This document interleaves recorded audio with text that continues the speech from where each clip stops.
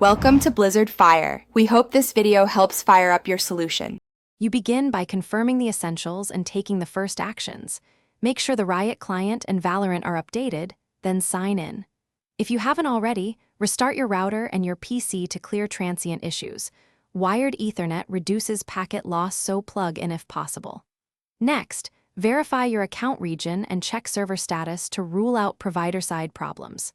Once done, keep the client open while you move to network diagnostics so logs are fresh and errors reproduce.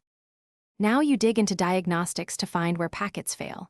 Run ping and tracert to Riot endpoints and note average latency and any hops with high loss. This shows whether the problem is local, ISP, or backbone.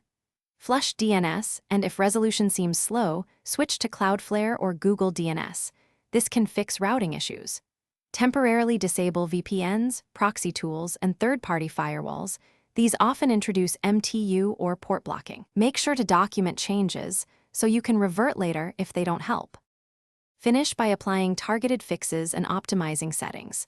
Update your network adapter drivers and set MTU to 1500 or test 1472 if fragmentation occurs. Enable Co-S on your router to prioritize game traffic. Ensure Valorant's UDP and TCP ports are allowed and that outbound rules aren't blocked by Windows Firewall or Router Firewall. If issues remain, gather ping, tracert, and Riot client logs, then contact your ISP to inspect routing and Riot support with the logs.